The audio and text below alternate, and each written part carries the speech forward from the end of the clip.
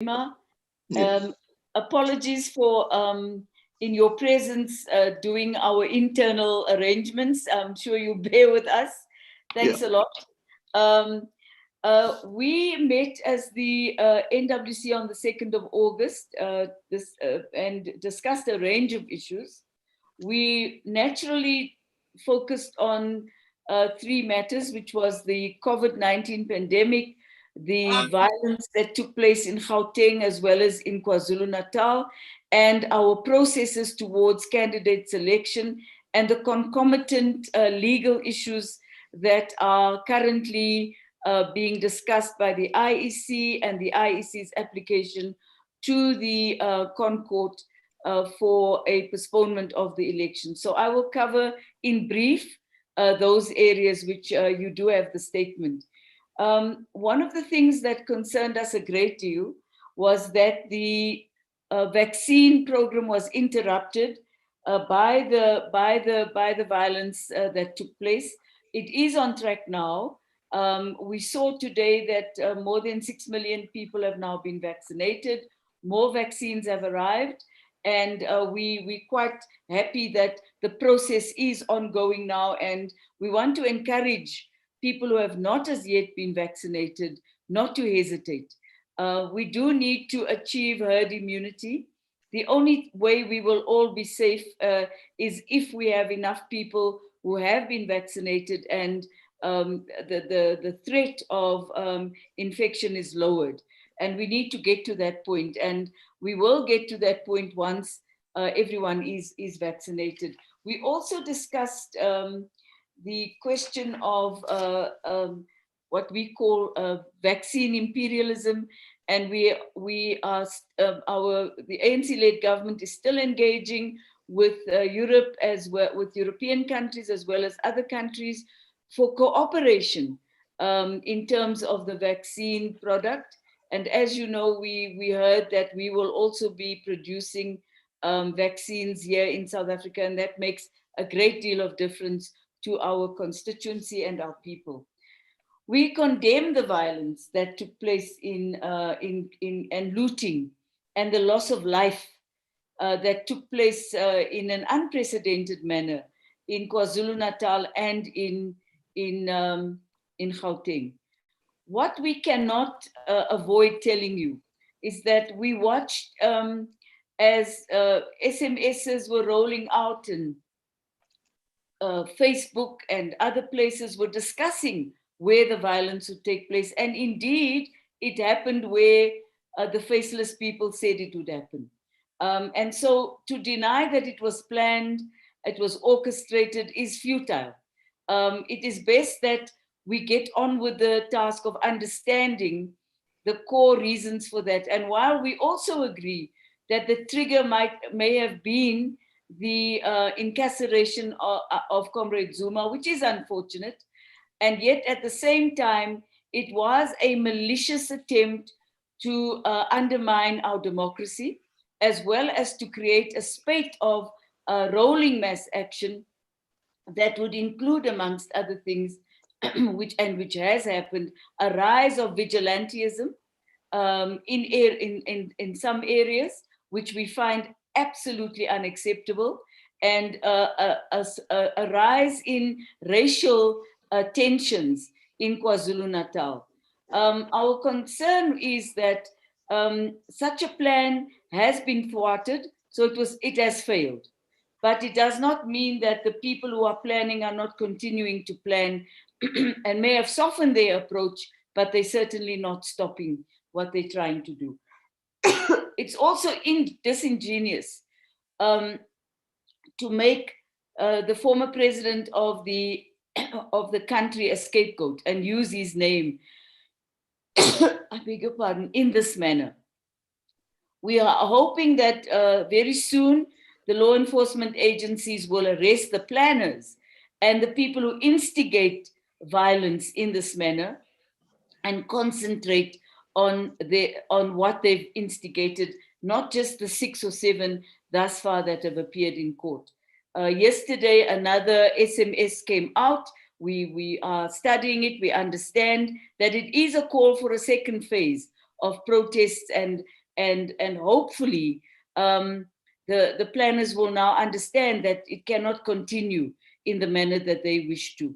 Democracy has opened its doors for people to assemble and to air their views. Our country has never stopped people from freedom of speech, freedom of assembly, but what we cannot allow is for people to instigate violence. This violence has damaged local economies, has caused huge job losses and loss of life. So in the statement, we refer to that, and we call on our communities and thank them for the people's power that did kick in and began to protect local economies. We must also say that our security services, when they did arrive, were able to stem any further erosion and violence. However, it became very clear that it was planned to stop food, to create food shortages by the shutting down of the N3 and also burning of warehouses where food was stored. So we want to just be very clear that we condemn it, we do not accept it, and we will continue to mobilize our communities to resist it. We also discussed Women's Month, and again wish to emphasize that Women's Month is to commemorate a historic contribution of women in the struggle for our country, for our liberation. And at the moment, our struggle is different. It is for the total emancipation of women and the inclusion of women in all facets of our democracy and our society. There'll be a number of events that are being led by both the ANC in conjunction with the ANC Women's League that will take place throughout the month of August. And we are hoping that many, many women will participate in the webinars and in all the events that the Women's League, including the Umanyano Thursday sessions, which are very, very successful and discuss a range of issues, primarily gender-based violence and femicide. Our National Youth Task Team is doing well. They've begun to develop the base of the Youth League. They are beginning to set the branches straight and the regions straight, and we hope that they will be able to go to their conference in November this year. On local government elections, colleagues and comrades, we are planning right now as if the elections will take place on the 27th of October. It is very tight. Our major concern is that an election must be free and fair, and that political parties must have an ability to properly explain their manifestos to the electorate and present their candidates in a well-organized manner. 80% of our branches have elected their candidates, but have not concluded the community meetings where the candidates are presented and where the communities can participate in the selection of an ANC person who will represent them as a candidate in the local government election. I'm sure that Comrade Kgalema will speak more on this matter. We also will be presenting we will be joining in the Constitutional Court request for the elections to be postponed to February in terms of the recommendations of the Moseneke report. We will have an NEC Lekgotla in August from the 21st to the 23rd. We will focus primarily on COVID-19, the pandemic itself, economic reconstruction and recovery. We'll talk at length about local government and the capacity of the state, as well as climate change and a just transition. I can also inform you that the NEC took a decision that we will interview all candidates that are presented by our structures for mayoral positions. For instance, we have already interviewed 3 people last night for the mayoral position of Johannesburg. We will follow through with Mangaung, and there are a few others currently that need to replace their mayors. We took note of the appeal to the High Court by the Secretary General against the suspension. We had an engagement with Sinn Féin, a sister party of the ANC, to discuss the unification of Ireland and our support to Sinn Féin in their quest for that to happen. I lastly want to say that we support scientific sourcing, tracing, and efforts to promote global cooperation in the containing of the COVID-19 pandemic, and oppose the politicization of scientific matters and the stigmatization of labeling viruses by geographic reference, as has been done to China. And if you recall, one of the strains was called a strain that came from South Africa, and it continues that way. This pandemic is moving around and the virus does mutate. We also discussed briefly the AU's decision to provide the AU Secretariat's decision to grant Israel observer status, and we have communicated our dismay to our government and asked them to convey that to the African Union, and we reaffirm the ANC's commitment to solidarity with the people of Palestine. Thank you very much, colleagues and comrades.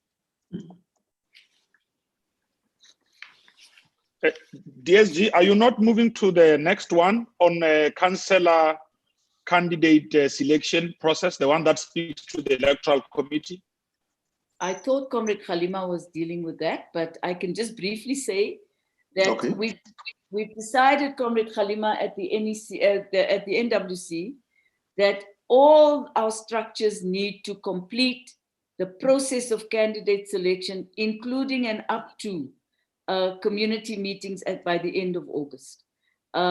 We, irrespective of whether the date is going to be changed by the Concourt or not, that is our decision. Thank you very much, Comrade. Thank you.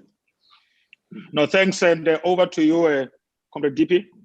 Yeah, thank you very much, Comrade GSG and Comrade Pule, and the members of the Fourth Estate who are present. Good morning. I have been tasked to chair the Electoral Committee, which was established by the National Executive Committee in accordance with a resolution of the 52nd National Elective Conference of the ANC.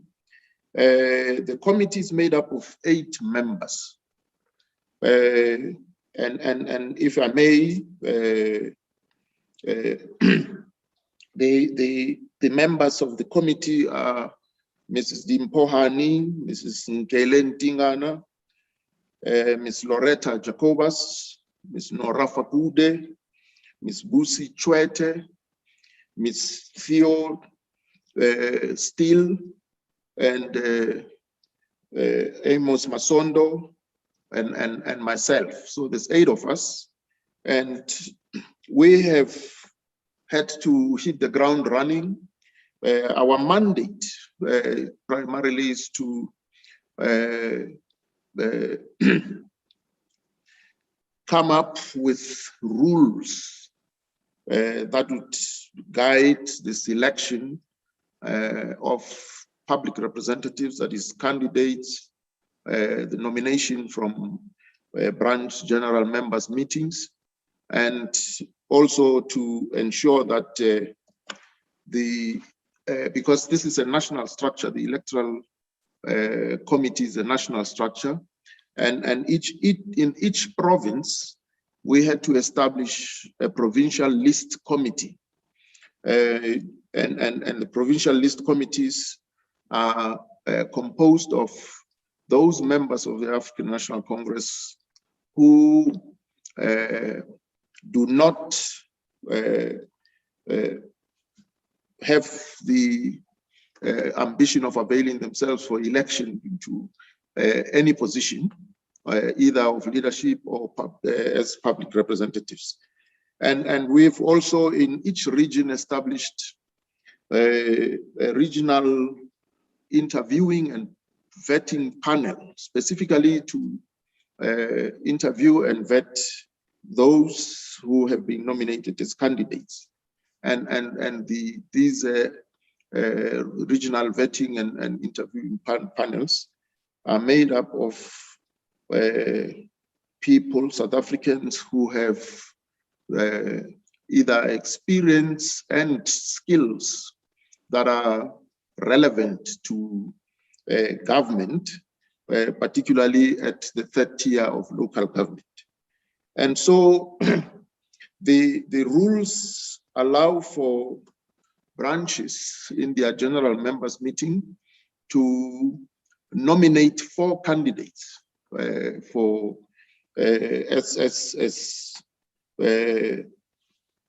candidates for the ward councillor position, and also to nominate those who will go on the PR list. And the rules then specify that those 4 names should be presented to a community meeting in that specific ward. And if the community, and so the 4 nominees would be given an opportunity to present their credentials, so to speak, to the community. And if the community is not happy with all of them or any of them, the community has the opportunity to nominate whomsoever who happens to be a registered voter in that specific ward, and in whom the community has confidence that he or she would serve them well as a councillor. And from that point, if there are any objections or appeals relating to breach of procedures and or any of the rules laid out by the Electoral Committee, that such an appeal would have to be made within 48 hours of the incident taking place, which leaves any member or group of members aggrieved by that omission or commission.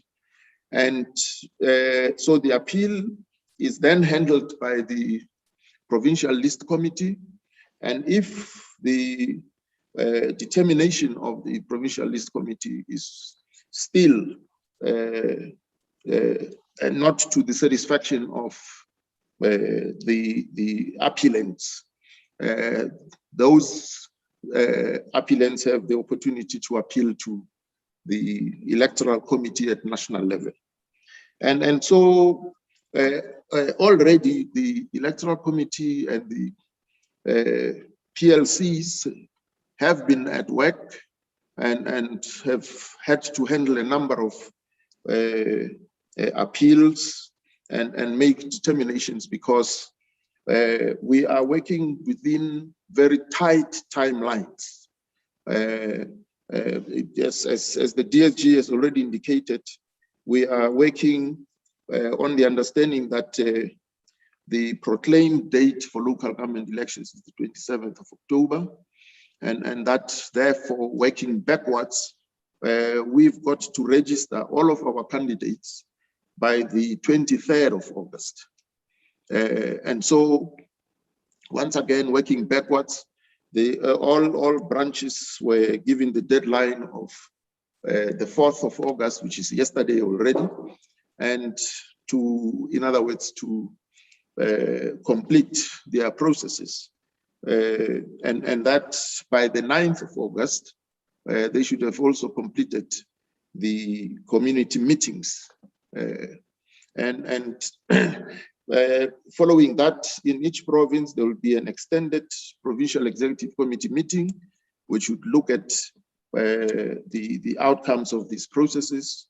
And by the 14th, all provincial executive committees are expected to have completed this work, which would then culminate in an extended National Executive Committee meeting were scheduled for the 21st of August. So you can see that this is a very compacted program, and of course, precisely because of that, there are lots of appeals and objections, and the Electoral Committee is determined to ensure that there's no cutting of corners, that processes are followed to the letter, and the nominations are conducted fairly and openly and democratically. The important point here is that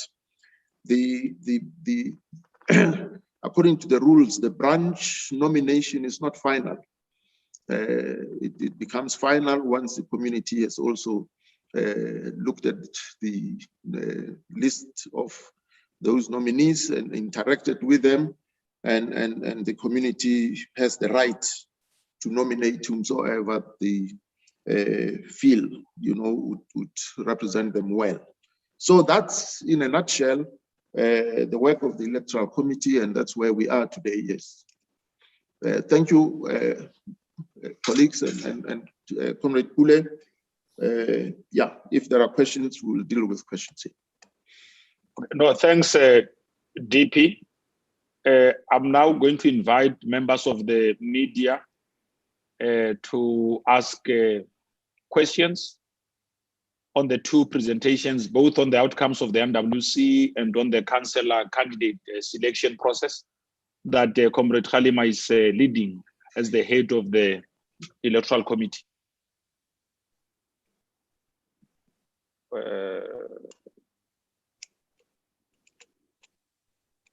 We've got two hands, one Natasha, Lizeka.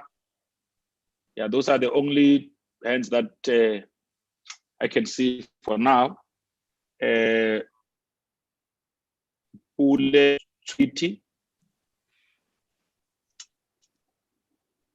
Can we just take all hands so that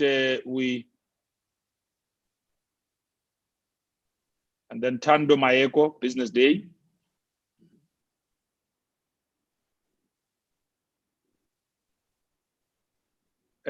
Gavin Wattles, ENCA.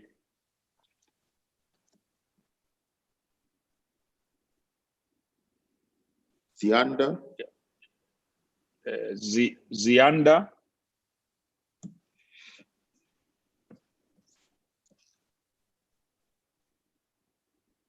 So I take it that these are the only hands we have. Pule also. Yeah, Litwiti. Yes.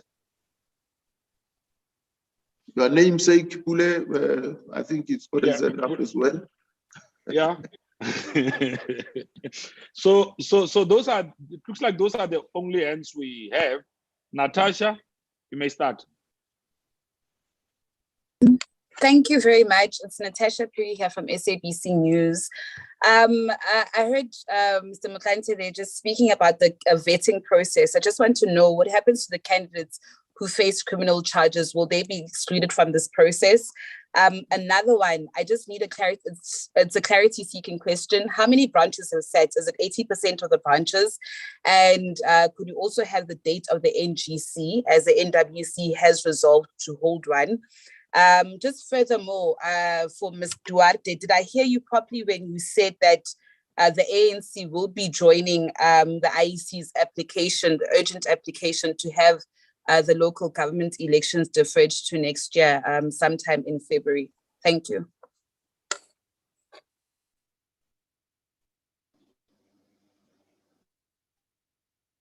Yeah, we can just follow in that order. All those that have raised their hands, Lizeka, Pule, Tando, Gavin. Thank you. This is Lizeka from Mail and Guardian. DSG, what I wanted to find out from you, you speak about a coordinated effort effort of insurrection.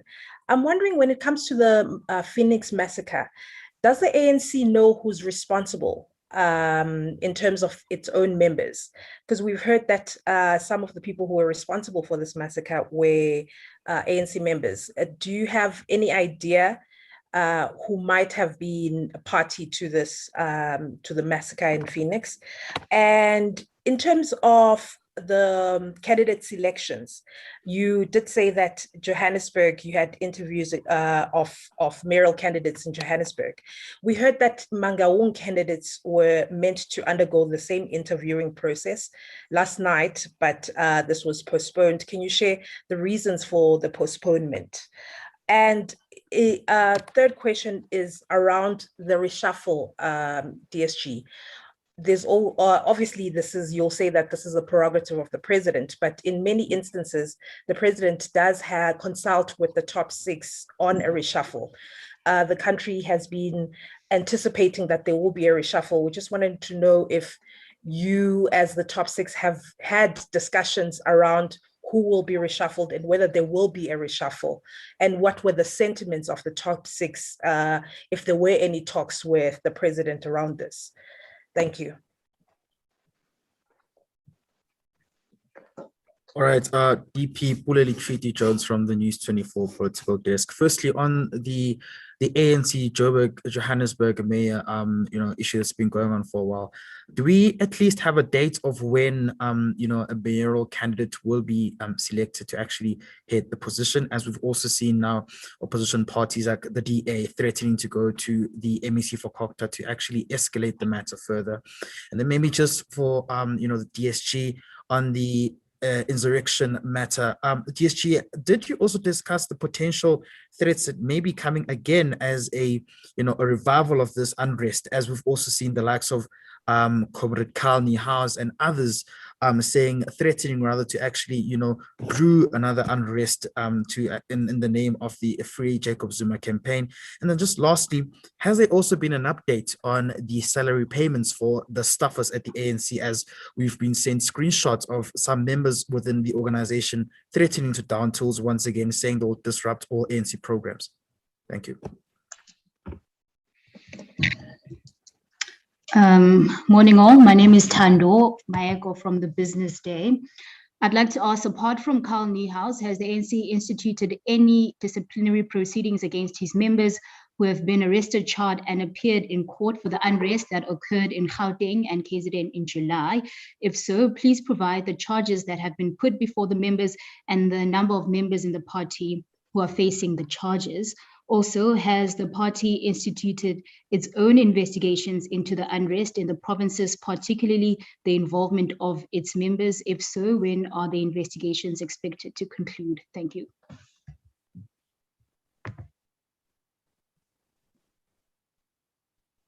Good afternoon. Good morning, it's Govin Whittles here from ENCA. Two questions from my side. Mr. Duarte, you said that the ANC has seen an SMS which details the second phase of planned unrest. I wanted to see if you could give us more information about that SMS. What is the second phase that the ANC has information about? Secondly, has the NWC received any report on whether ANC members have been arrested for instigating looting or violence, and which action, if any action, has been taken against ANC members who may have been arrested? Then the candidate selections, did the former President MOTLANTHE say that the ANC will allow communities to nominate any registered voter to stand on behalf of the ANC as a candidate, or does that person have to be an ANC member? And if you could elaborate there. On the Concord decision, I don't know whether you'd be able to comment on this, as you've indicated the ANC will join the IEC, but what is your view on the IEC going to the Constitutional Court directly and accepting it as a fait accompli that the amendment of the Constitution would not be able to take place as is required for the postponement of such elections? Finally, has the ANC or the NWC discussed the position of Danim Caesar, the Limpopo treasurer, who has been charged in court? Has he indicated whether he will step aside? If not, has the ANC written any letter to him asking him to step aside? Thank you.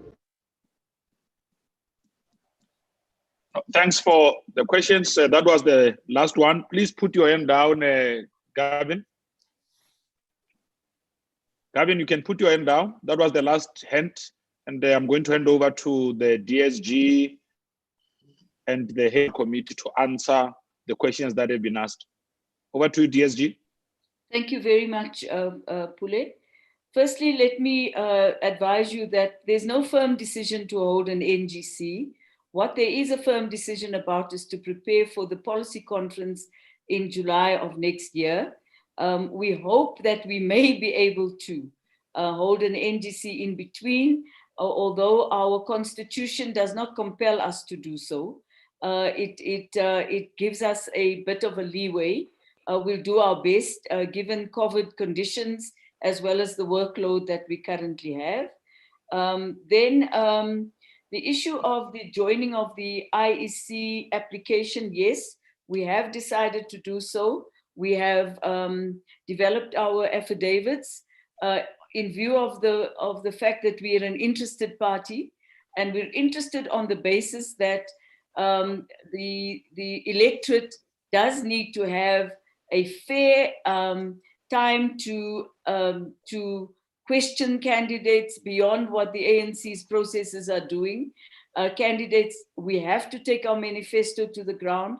We have to do it properly, and we have to have an assurance that the elections will be free and fair, and that we will not be hampered by yet another wave of COVID. So we are in agreement with the Moseneke proposals, but we did ask, and we have asked through the political party liaison officials that we send there, that our preference would have been April, to give us a clear period for campaigning to take place. And our understanding is that a number of other political parties made the same submission. Why go straight? Do we accept that they go straight to the Concord? Yes, of course. The IEC has no other alternative but to do so, to take the matter to the Concord, where the arbiter is the Concord on this matter, and to take a definitive decision. On the issue of coordinated efforts and also identifying people, all the SMSs that we have received over the last couple of weeks and months and so on, these have been made available to law enforcement officials. They'd be numbers, all we would have is numbers, not a name, as everybody knows, including utterances made by ANC members that we're aware of are definitely members of the ANC. On the latter part, yes, we are in the process of developing charges. And as you all know, I never share what's in a charge sheet. That's not fair. I think it's not a fair question to ask. And people have rights, and they have a right to know what's in the charge sheet in terms of the ANC's internal processes. And they also have 2 weeks from the date they receive the charge sheet to respond. Is it also fair for me to tell you who we've sent charges to? No, not at this stage. Because what that would inspire is a media discussion on whether they're guilty or innocent. We don't want that. We want it to be fair, we want it to be complete, and we want it to be clear that there's no influence against the person by any outsider, but clear that those people would also have a right to bring witnesses and to defend themselves. However, we will not interfere in any of the state agencies who are taking action against people in terms of that. Not all the people who are instigators are members of the ANC. We've ascertained that. So it's, it's not entirely correct. We received a copy of a press release by the Free the Jacob Zuma campaign, which was put out yesterday. In that campaign, there is an argument and a view that it was not planned, and so on and so forth. We disagree with respect because it was planned. You cannot have a WhatsApp group discussing 12 areas that must be attacked, and those very same 12 geographic districts are indeed attacked. So that's primarily some of the issues that have been handed over. and the ANC is very clear that we are not tolerant of this kind of behavior. On the issue of our really, reshuffle, I don't know what's in the head of the President of the Republic, frankly speaking. We've not been called to come for the President to share his thoughts with us. If he calls us, we'll go. But at this point in time, there's nothing to share with you, except to say that we hear from you that there's buzz around reshuffling and so on, and we'll wait and see. If it happens, then we'll also know when you know. We concluded the matter of the Joburg mayoral candidate last night, and the Gauteng Provincial Executive Committee, together with the REC, today will discuss our recommendations. I do not think I should be telling you what those recommendations are. They will pronounce. They've asked to be able to pronounce very urgently, and we've agreed with them. On Mangaung, the postponement really was occasioned by a proposal that we have made to the Free State for them to consider. And we probably will do that in the early part of next week, immediately after the long weekend. There's no agenda there, it's just process. We have to do it properly. Then, Gavin, it's a press statement. I'm sure you have it. It was issued by Carl Niehaus yesterday.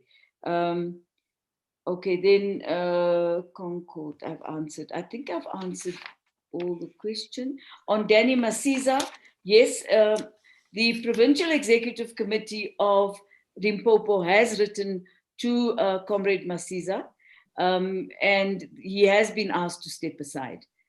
Thank you very much, colleagues. All right. The salary and wage issue. Our staff have been paid, and we are in close contact with the staff liaison committee.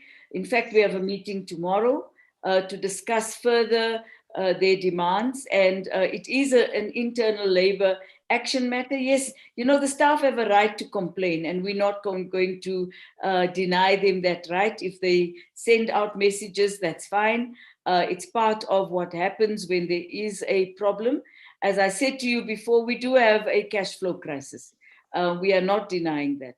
It is occasioned primarily by the fact that the Party Political Funding Act has taken away from us. Many of our funders are not very happy to have to make statements about their funding to the ANC, and that has created a crisis for us. Thank you very much. Well, thank you, Comrade DSG. I think I've got 2 or 3 questions to respond to.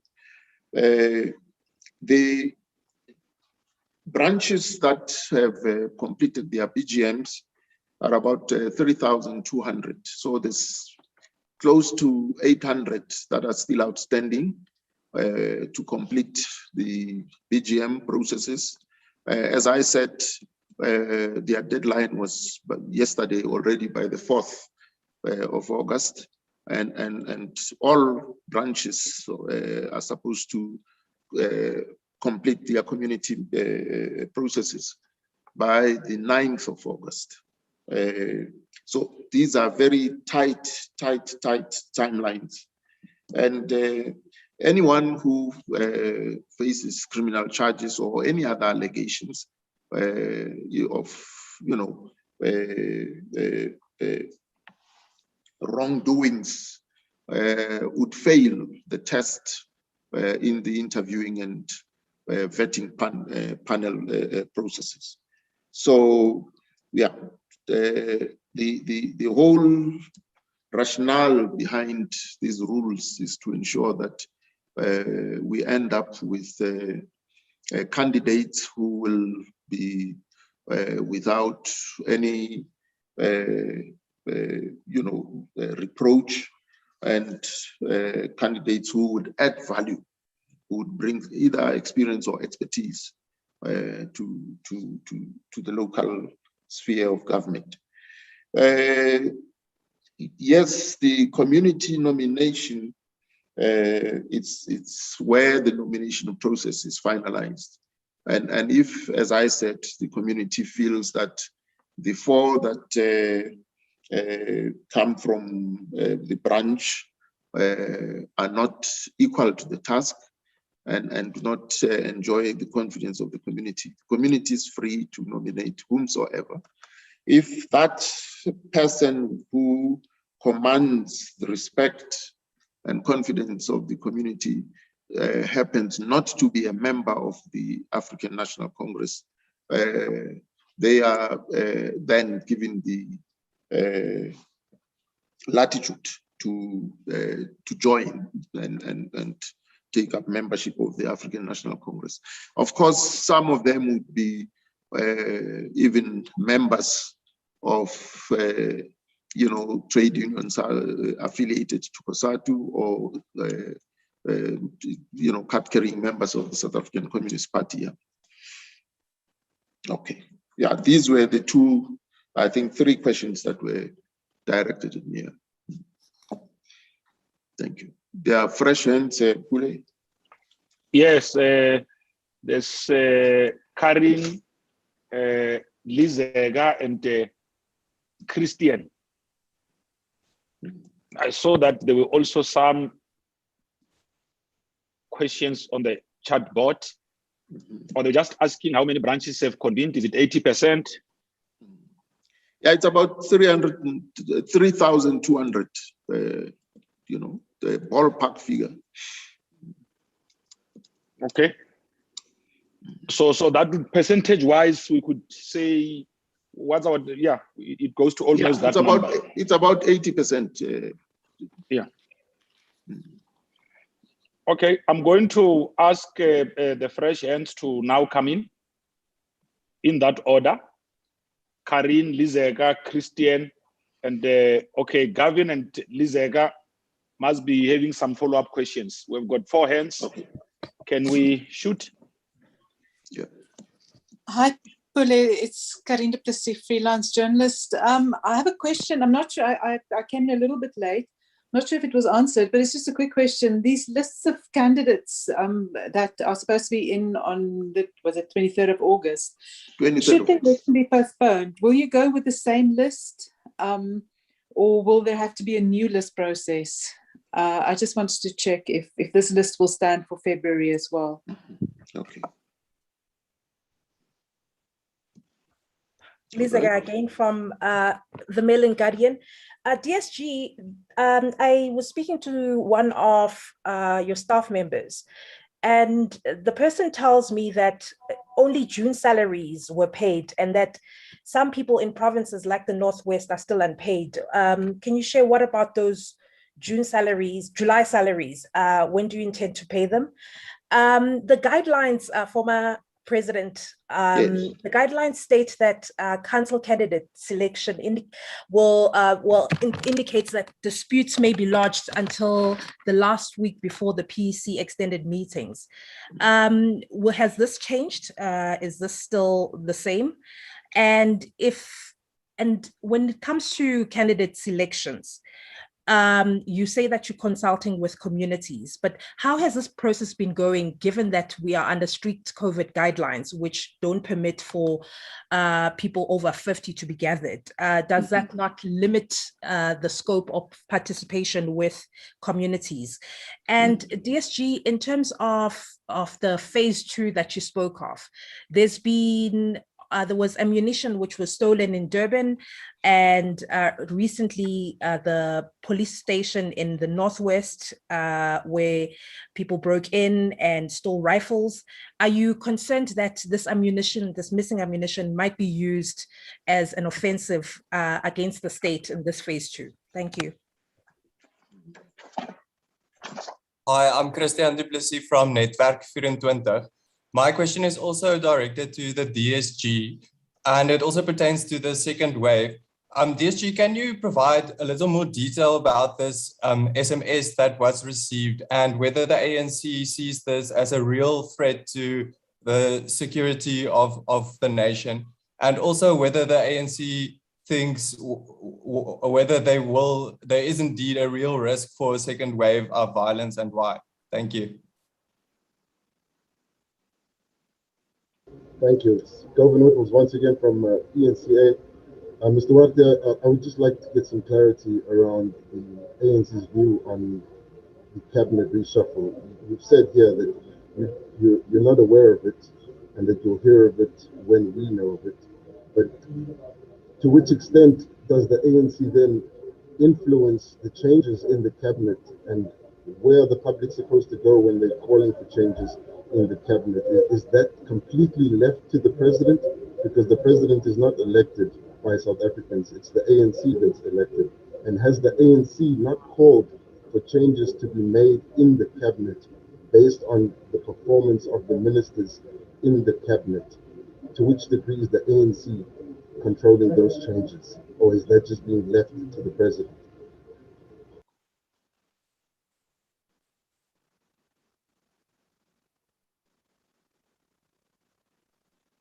DSG, I don't know if I'm in the position to ask a question, but Pule, once again, according to what we know internally inside the ANC DSG, is that there's been calls for the reshuffling of the security cluster, especially in relation to how they dealt with the recent unrest that plagued KZN and Gauteng. But furthermore, that the intelligence was amongst one of those cabinets that was said there has to be change and minister reshuffled. Are you aware about this as well, DSG, and has there been talk around it as well? Thank you.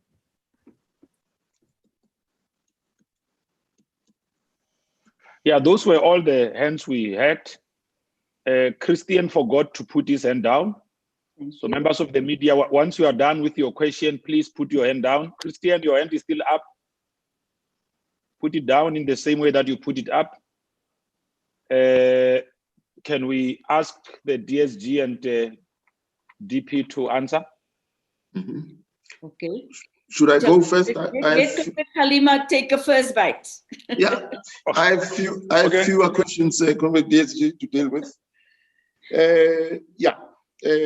Karin, the lists that we are preparing to register with the IEC by the 23rd of this month, we will stand because we are preparing as though the elections will be held on the 27th of October.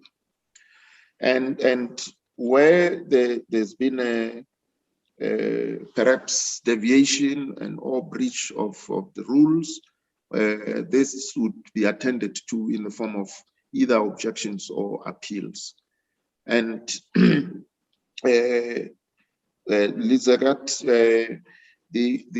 the new rule that the list electoral committee came up with was that all appeals and objections should be made within 48 hours following the occurrence of the incident, so that the rest of the work is left to the PLCs and the electoral committee in terms of appeals.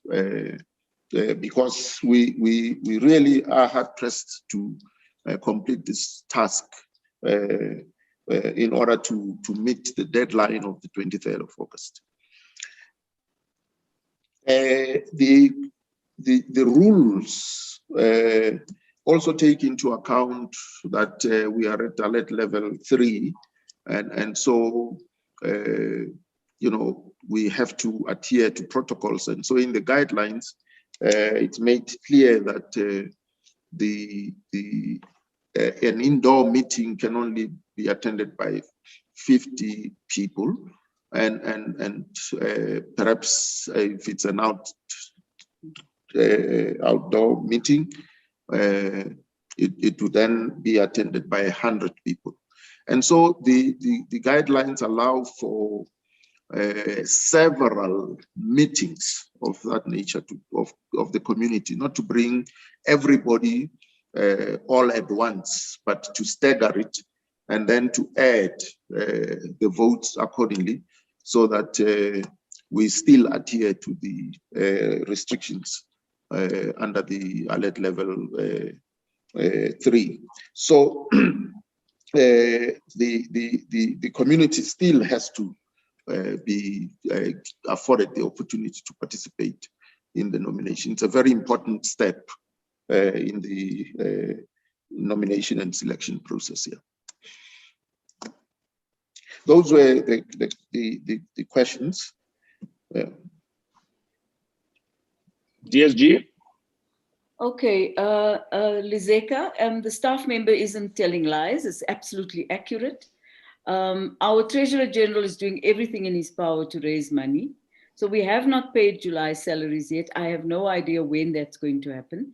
And I don't want to make a public pronouncement, which I don't know about. We will be meeting our staff liaison committee tomorrow morning. We will have a discussion with our staff on these matters. We're very aware of the dire straits that our situation is putting a number of our staff members into. The people we employ are people who really live within a month of bankruptcy or not being able to cope. And we're trying everything we can to alleviate the situation that we find ourselves in. On the issue of, I'm not a planner. I don't know how to answer your question about what people will use ammunition and guns that they steal from the police from, except to say that is a clear criminal issue. And we're hoping that the law enforcement agencies will follow that without hesitation and make sure that people are arrested and followed up and taken to courts and dealt with. There's no indication in the statement issued by this Jacob Zuma, Free Jacob Zuma group that they want to go into any form of violence. They call it this time around peaceful. However, we are watching and we are concerned because in the last spate of such, it's not an SMS, it is a statement that was issued yesterday. I'm surprised that the media doesn't have it. In which they are calling to have a march in Pietermaritzburg and so on. We are only calling on people to desist from violence. We live in a democracy and everybody has a right to assemble, has the right to speak what they want to speak, but violence is not something we're going to stand by and tolerate. We have called on our communities already to make sure that a second phase is resisted in terms of what we did in the last one, for communities to stand up and say no to looting and no to violence, irrespective of who may be calling for it. Gavin and somebody else asked about the reshuffle. You know, yes, the president does consult. No, he hasn't called us as the top 6 for such a consultation as yet. When he does call us and he indicates, we will go and hear what his plans are. But at this moment, as I'm sitting here in my house, as you can see, I'm in my home. I've not been told that there should be, I should be making my way to anywhere. I think this idea that there will be a reshuffle on Friday comes from an SMS that was put out in the media. Now, I mean, I really honestly would like to help you, but I cannot help you at this stage. And you know that I don't, if I know something, I'll tell you. I just don't know. The ANC has not discussed calls for reshuffling. We have not discussed any call for the security cluster to be discussed in the ANC. If this is being discussed by individuals, I really cannot answer you on that, except to say that formally, the NWC did not have such a discussion, neither did the officials have such a discussion on Monday when we met. Thank you. No, thank you, DSG.